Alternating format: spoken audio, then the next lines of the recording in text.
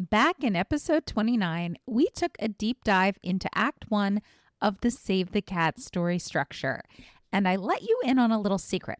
I've never been one to swear by a specific plotting system or recommend it to my clients. That is, until I discovered Save the Cat. And this week, we are tackling Act 2, the trickiest part of any novel. Because let's be real, Act 2 is where stories start to lose momentum, lose focus, and suffer from the dreaded sagging middle that makes readers completely check out. But with Save the Cat, you can structure Act 2 in a way that propels the story forward, keeps that tension really high, and keeps readers turning pages. Hello, and welcome to the Speculative Fiction Writing Made Simple podcast. I'm your host, Heather Davis. I'm a book coach, developmental editor, and fellow storyteller. And this is the show that's all about how to brainstorm, write, edit, publish, and sell a powerful speculative fiction novel, and maybe just change the world too. All right, let's jump back into the Save the Cat story framework. Last time, we left off talking about the debate, that crucial part of the story where the protagonist is wrestling with a decision in response to the catalyst. They are literally debating what to do next. Now, if you're not familiar with Save the Cat, or if you haven't listened to episode 29, go ahead and hit pause on this episode right now and go listen to that episode first.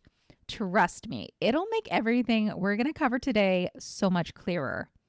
Okay, from this point forward, I'm going to assume either you are really familiar with Save the Cat or you went back and listened to episode 29. So, as I mentioned last time, I'll be using the movie Up for my examples because let's be honest, more people have seen any given movie than they have read the exact same book. And these beats are just so much easier to grasp when you see them in action on the big screen. You can then, once you kind of understand them a little bit better, you can go back and see them happening in books very easily. Okay, so now that our protagonist has wrestled with their decision in the debate, it's time for one of the biggest turning points in the story. That's right, it's time for them to leave the status quo world and break into Act 2, which is the upside down world. The break into 2, a single scene beat, happens around the 20% mark of your story, and it marks the protagonist's transition from the ordinary world to the upside down world of Act 2. This is the point of no return, where the protagonist fully commits to their journey ahead. Up until now, they've been wrestling with the debate, trying to figure out what to do about the catalyst. But this is the moment they finally make a proactive decision. No more hesitation. And since Act 2 should feel radically different from Act 1, something in the protagonist's life has to change in a big way. Maybe they go somewhere new, a different city, a magical realm, even a battlefield. Or maybe they try a new way of doing things, taking on a new role, pretending to be someone they're not, embracing a dangerous plan. Either way, Act 2 is going to be a wild ride. Now, here's the interesting part. When they step into this new world, they're still holding on to their misbelief. They haven't changed yet. It's still causing problems, shaping their choices, and leading them astray. But now, Act 2 will start throwing challenges at them, chipping away at that misbelief, and slowly forcing them to confront the point of the novel. In my example from Up, the break into 2 happens when Carl finally makes a proactive decision. He's not going to let go of Ellie and his past. He's not going to move to a retirement home. So what does he do?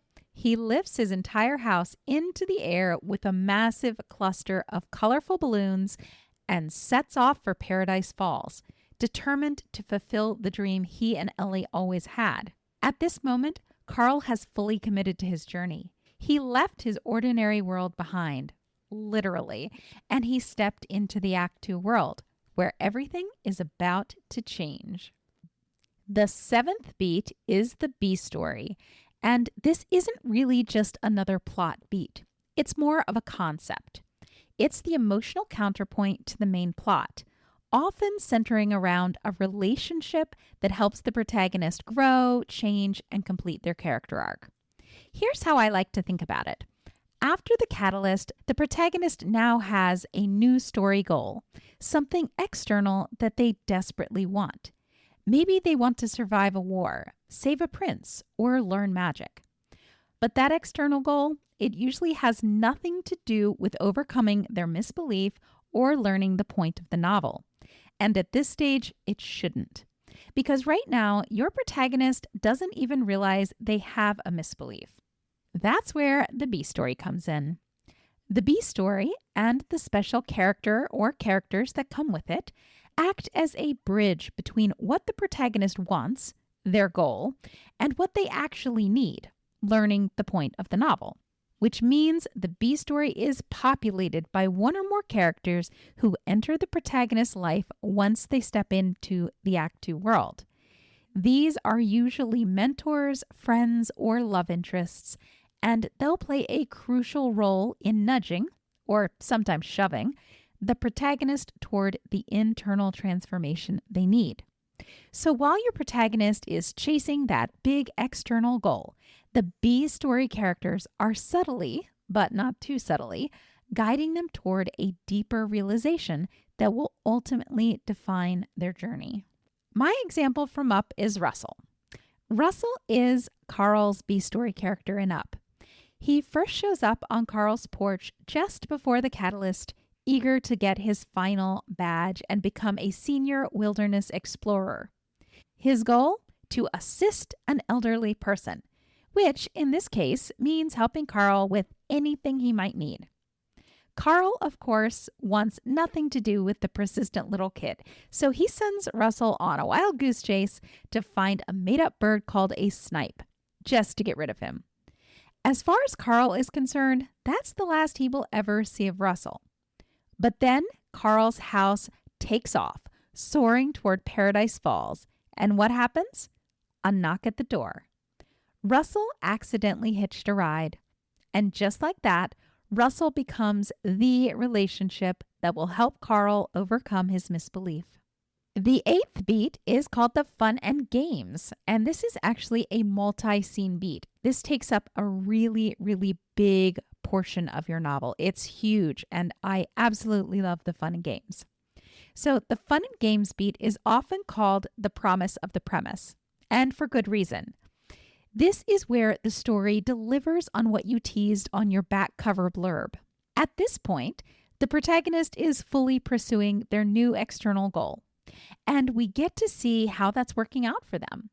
Sometimes this beat follows what we call an upward path, and things seem to be going well, and the protagonist looks like they're making real progress towards their external goal. But other times, it's a downward spiral or a downward path, one obstacle after another, with the protagonist struggling to stay afloat and often failing. Either way, think of this section as a bouncing ball narrative. The protagonist has been tossed into a new world, and now they are navigating it, often feeling like a fish out of water. This is where you get stuff like exploration, hijinks, challenges, moments where the protagonist wins, moments where they fall flat, moments where they flounder hilariously. This beat is also the heart of your story's tone and premise. Let me explain. If your story is an action-packed heist, this is where the crew pulls off daring robberies. If your story is a romantic comedy, this is where we get awkward dates, hilarious misunderstandings, and unexpected sparks. If your story is a fantasy quest, this is where the protagonist starts learning magic and probably gets it very, very wrong. Whatever your genre, this is where readers get to immerse themselves in the world and enjoy watching the protagonist figure out the rules of this strange, exciting new environment. And here's the kicker. While all this action is unfolding, the B story character and the events of the plot are subtly eroding the protagonist's misbelief. The protagonist might resist at first, but through their experiences, they are slowly, subconsciously beginning to question their own worldview. The best part? They probably don't even realize it's happening. To them, they're just dealing with the next obstacle, trying to win, survive, or prove themselves. But under the surface, their internal transformation has already begun. And by the time they reach Act 3, they'll start to realize just how much they've changed. In the meantime, of course, it's a roller coaster. Things are going well, things are going poorly. Then they're going well again, then they crash and burn. Repeat. This push and pull keeps readers engaged because as long as your protagonist is winning, failing, and struggling to keep up, your audience is going to stay hooked. In my example from Up, once Carl discovers that Russell has accidentally hitched a ride, his first instinct is to get rid of the kid. Nothing personal, just a matter of practicality. He decides to release some of the balloons so he can land and send the boy home. But just as he starts cutting them loose, a massive thunderstorm rolls in, tossing the house through the sky and blowing them all the way to South America. When the storm clears, Carl tries to land at the house so he can figure out how to get Russell back home. Instead, they crash land much closer to Paradise Falls than Carl ever expected. At this point, the house is still floating, but just barely. And Carl knows that if he tries to get Russell home and then he tries to get the house back up to Paradise Falls, it's never going to work. This is his only chance to make Ellie's dream come true. So he has to make a decision. And he decides that they'll just walk the house up to Paradise Falls together. To do that, they have to guide the house through the jungle, one exhausting step at a time. Along the way, they meet Kevin, a quirky, lovable bird, and Doug, a goofy talking dog with one mission, to capture Kevin and bring her to his master. Russell, of course, immediately falls in love with both of them and begs Carl to let them both stay. With no real choice in the matter, Carl reluctantly allows the unlikely group to continue their trek towards Paradise Falls together. As they push forward, another storm rolls in, and Russell tries to set up a tent for Carl, but no matter how hard he tries, he just can't do it. When Carl asks why not, Russell confesses that his father never taught him how. His parents aren't together anymore, and his dad is just too busy to spend time with him. The only thing keeping Russell hopeful is his father's promise. If Russell can earn his final Helping the Elderly badge, his dad will come to his Wilderness Explorer ceremony. Suddenly, Carl understands. The badge isn't just about earning an achievement. It's about getting to see his dad and proving to his dad that he actually matters. And for the first time, Carl sees just how lonely Russell has been. Little by little, his walls begin to crack, and what started out as an inconvenient burden has turned into something much more. The next beat, beat 9, is the midpoint. Woot! We've made it! And this isn't just the boring old halfway mark of your book. Not at all. This is the second major catalyst of your story. A dramatic scene that flips the narrative, raises the stakes, and keeps readers glued to the page. Up until now, in the fun and games section, your protagonist has been experiencing that bouncing ball narrative. Still, they've either been experiencing an upward trend, where they've been making solid progress toward their goal, or they've been experiencing a downward trend, where they've been floundering and facing obstacle after obstacle. The midpoint is the culmination of that trajectory. If your protagonist has been struggling, the midpoint is likely a false defeat. It might seem like they failed completely at achieving their external goal, and that external goal is now completely impossible. But it's still called a false defeat because the story isn't over yet.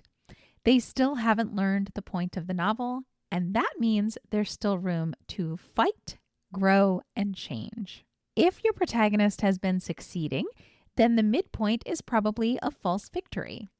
They may achieve their goal or take a major step toward it, but it's still false because they haven't figured out the point, that deeper truth, and they're still clinging to their misbelief, which also means they haven't learned the point of the novel, and that also means there's still room for fight, growth, and change. So, what kinds of things actually happen at the midpoint? Well, a lot of things can happen. Pretty much, it's a dramatic scene that feels heavy and it feels big. And when the reader gets there, they feel it, just like they felt the catalyst, right? Whenever the catalyst happens, as a reader or a viewer of a story, we feel it. We're like, oh, this is the point where everything changes. So, what kinds of things might happen? Well, you might have some sort of a shocking revelation. The protagonist maybe discovers a huge secret that changes everything they thought they knew. Maybe they learn that their allies have been lying to them, a trusted mentor is actually working for the enemy, or that their goal isn't actually what they thought. Another possible thing that could happen is a major confrontation. The protagonist comes face to face with the antagonist or a powerful force that knocks them off course. Maybe it's their first real battle with the villain. Maybe they barely survive. Maybe it's a crushing betrayal. Or maybe at the midpoint, the protagonist gains a new understanding of their world. They start to realize that they've been looking at things all the wrong way. Maybe they've been blindly following a prophecy that turns out to be false, or they realize they've been fighting for the wrong side all along. Another possibility is that there is a dramatic win or loss at the midpoint. The protagonist gets what they thought they wanted. Maybe they finally break into the enemy's stronghold, but at a cost that they weren't expecting. They lose a friend or they realize they've just walked into a trap. Finally, there could be a shift in relationships at the midpoint. Maybe the protagonist finally admits their feelings for their love interest and they have a first kiss. Or maybe a mentor's faith in them wavers, making them doubt themselves even more. Basically, the midpoint is just a huge turning point. Just like the original catalyst, it's something that happens to your protagonist, forcing them to shift their perspective in some significant way. They learn something big, they take an important step forward in their character arc. And sometimes at this point, a plot device called a ticking clock is introduced. If you haven't heard of a ticking clock before, it's pretty simple. It just means that there's something that's put a time limit on something your protagonist has to do. Let me give you an example. Maybe your protagonist is a scientist and they must repair the failing oxygen system in the spaceship within, let's say, 3 hours, or everyone on the spaceship will suffocate. Wow, that's a lot, right? A lot of things that could happen, a lot of things that might happen. But at this point, your protagonist has started to move beyond just chasing their original story goal, and they have begun to make strides toward understanding their misbelief.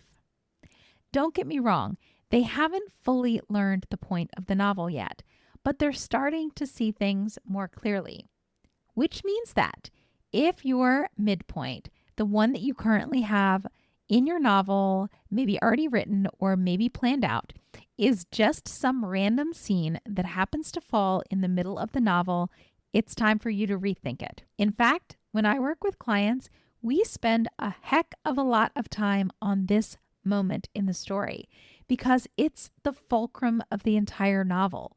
It should be a kind of shift that alters the trajectory of the story and makes the reader sit up and think, wow, everything just changed. I have to keep reading. In my example from Up, at the midpoint, Carl and Russell encounter none other than Charles Muntz, Carl's childhood hero. And at first, it seems like a dream come true. Muntz welcomes them aboard his ship, treating them to dinner and sharing stories of his expedition. Carl is thrilled until he realizes the awful truth. Muntz is obsessed with capturing Kevin, the lovable bird that Russell wanted to keep. And when Russell accidentally reveals that they have actually found that bird, Muntz's friendly demeanor shifts to suspicion. He recounts the fates of the past explorers who tried to steal credit for discovering Kevin, making it clear that he'll do whatever it takes to claim Kevin as his prize. Suddenly, Carl's simple goal of reaching Paradise Falls collides with a moral dilemma: protect Kevin or turn a blind eye to Muntz's obsession. The tone shifts too, from whimsical adventure to life or death stakes, forcing Carl to start questioning what truly matters. For the first time, Carl is taking a step towards learning the point of the novel. His journey isn't just about fulfilling Ellie's dream anymore. It's about choosing between clinging to the past and doing what's right in the present. Carl sees Kevin sitting atop the floating house and tries to excuse himself. In this moment, Carl makes his decision. He's not going to turn Kevin over, and the chase ensues. The next beat is called The Bad Guys Close In. It's a multi-scene beat, and it's exactly what it sounds like. So, after the midpoint, the entire feel of the novel shifts. The fun, adventurous energy of Act 2 starts to darken, and the protagonist's world begins to close in around them. The stakes feel heavier, the obstacles start piling up, and the path forward suddenly looks a lot more treacherous. You probably will immediately start to think back about books that you've read and movies that you've watched. This is such a clear set of beats. And here's the key. These bad guys, though, aren't just external villains. They're also internal fears, doubts, and flaws that rise to the surface and threaten to derail the journey entirely. So, what kinds of things can happen in this beat? Well, like I said, it is a multi-scene beat, meaning it stretches over several scenes or chapters, and it gradually ramps up the tension and suspense. Some classic events that often occur in this section include the antagonist makes a bold move, right? This could mean anything from launching an attack, gaining the upper hand, revealing some new information, or cutting off the protagonist's resources. For instance, maybe a villain army finally invades, a corrupt government puts a bounty on the hero's head, or a rival exposes the protagonist's secret. We could also have allies starting to doubt or abandon the protagonist. Maybe a close friend loses faith in them, or their team fractures under the stress. Sometimes a betrayal happens here. Maybe a character the protagonist trusted was secretly working for the enemy all along. Another thing that could happen is the protagonist's internal struggles get worse. And I shouldn't just say this could happen. Almost invariably, this does happen. So if they've been clinging to their misbelief, this is where it resurfaces in a big way. Maybe they make a terrible decision because of it, or their self-doubt paralyzes them at a crucial moment. But whatever external and internal things you decide on, this beat should definitely feel pretty intense to the reader. The combination of external threats and internal struggles builds momentum towards the story's climax, tightening the screws and making the protagonist's path more desperate and uncertain, which of course makes the reader think, oh no, this is bad. How are we going to get out of this? The bad guys close in beat isn't just about making things worse for your protagonist. It's about forcing them to face everything they've been trying to avoid. And as things continue to spiral downward, the tension should feel almost unbearable to the reader. In my example from Up, the bad guys close in beat begins with a wild pursuit as Carl and Russell flee through the jungle, pulling the house behind them while Kevin struggles to keep up. The balloons begin to burst, pierced by the jagged cave ceiling, causing the house to sink lower and lower, just as Muntz's dogs close in. Do you feel it? It really is the bad guys close in, right? Everything's going wrong. Okay, back to my example. With Kevin and Doug's help, they stay ahead of the relentless pack. But just as it seems like they might escape, one of Muntz's dogs lunges and clamps down on Kevin's leg. The bird screeches in pain, faltering, but pushes forward despite the injury. Though badly hurt, she refuses to stop. Carl now faces another gut-wrenching decision. Really, it's just an extension of the decision that he already faced. Should he fight to keep the house airborne and finally reach Paradise Falls, or should he help Kevin return to her babies? Yes, that's right. Kevin has babies, so if they let Muntz take her away, the babies will die. And here in this scene, for the first time, Carl really lets go of his old priorities. Carl chooses Kevin. They lose the dog pack and they change course, heading for Kevin's nest. But they're unaware that Muntz is actually tracking their every move through Doug's collar. Still, as they make their way to Kevin's nest, Russell opens up. He admits that the wild isn't really what he'd expected, and he starts reminiscing about he and his dad. Not their grand adventures, but the small everyday moments that meant the most. He says, "That might sound boring, but the boring stuff is what I remember most." Carl nods, and we can see that he's beginning to relate what Russell said to his life with Ellie. How it was the small stuff that he remembers most, and how maybe the big adventures weren't necessarily what it was all about. Still, his thoughts are interrupted because a moment later, as they near Kevin's nest, her babies call for her, and despite her injury, she hurries to them. The next beat is the All is Lost. The All is Lost is a single scene beat, and again, it's exactly what it sounds like. It's the moment where the protagonist reaches the ultimate low point in the story. The moment when everything falls apart and the protagonist's journey seems utterly doomed. This is the third major catalyst of the novel, so it is a hugely important scene. And just like the catalyst and the midpoint, it's something happening to your protagonist, an external event that delivers a crushing, seemingly insurmountable blow. And the reader should, again, feel this moment in their chest. It should have weight to it. Because this isn't just a setback. It's the worst possible thing that could happen. The moment when the protagonist's story goal, whatever they've been fighting for, now feels completely out of reach. It's where they question whether they can go on. In fact, this beat has what we call a whiff of death moment. This whiff of death doesn't always mean literal death, although it can. Instead, it means the death of something essential. Maybe the death of a mentor or an ally, leaving the protagonist lost.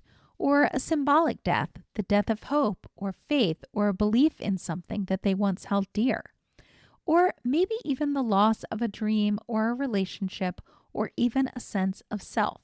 It's painful, but it's also necessary, because without this breaking point, the final act couldn't happen, because this is the moment that forces your protagonist to actually face the truth they've been avoiding, and it sets the stage for their ultimate transformation.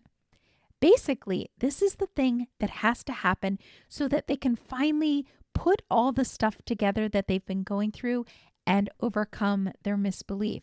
They haven't gotten there yet, but this is that final blow that gets them to the low point so that they can make that transformation. In my example from Up, the all is lost moment for Carl comes when Kevin is captured by Muntz. Carl tries to save her, but when Muntz sets fires to the balloons holding his house up, he makes a choice. He chooses to protect the house and Ellie's dream over saving Kevin.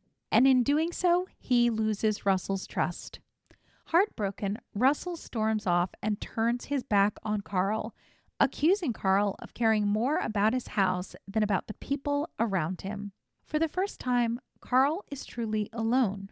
Literally dragging his past behind him, Carl finally trudges all the way up to Paradise Falls and puts his house down. He finally has arrived at the place he has spent his entire life dreaming about, but it's not really the victory he'd imagined. The house, which once represented his love for Ellie, now feels empty. The adventure he'd longed for doesn't seem to mean anything anymore. And his goal, honoring Ellie's memory by reaching Paradise Falls, now feels meaningless. This moment forces Carl to reckon with what truly matters. He finally has what he thought he wanted. The house is at Paradise Falls. Yet he's never felt more lost. And, well, that's the point. Okay, we have finally arrived at the beat called The Dark Night of the Soul. Doesn't that sound chilling? I certainly think so. And I absolutely love this beat because it is exactly what it sounds like. It is a dark night of your protagonist's soul. It's that moment where your protagonist is reacting to the all is lost moment. This is the emotional fallout from everything that just collapsed around them. They're reeling. They're completely unsure of how to move forward. This is often what's called the wallowing beat because the protagonist is stuck in their pain, overwhelmed by the weight of their failures and losses. This is the emotional rock bottom, a raw, vulnerable moment where they question everything they've done, everything they fought for, and whether it was ever worth it. But this beat isn't just about sitting in misery. I mean, yes, they definitely do that, and the reader definitely wants that.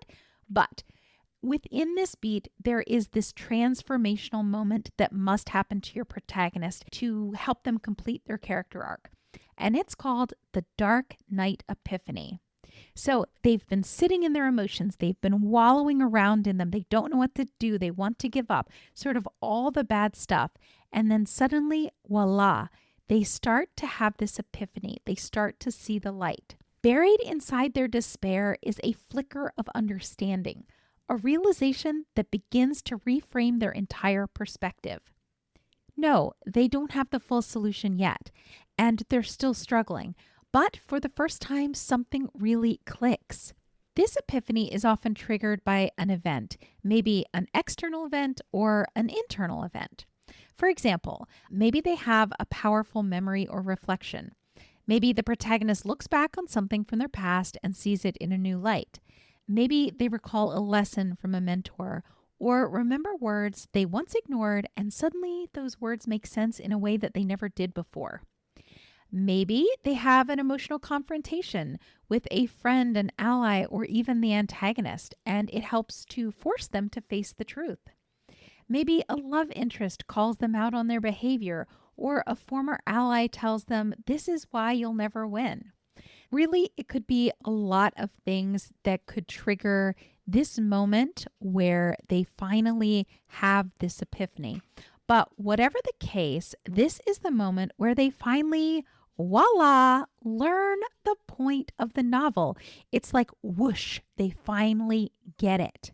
They might not be able to act on it right in this second, but something inside them shifts. The old way of thinking, their misbelief no longer holds up. They see it for what it is, a misbelief, something that isn't true.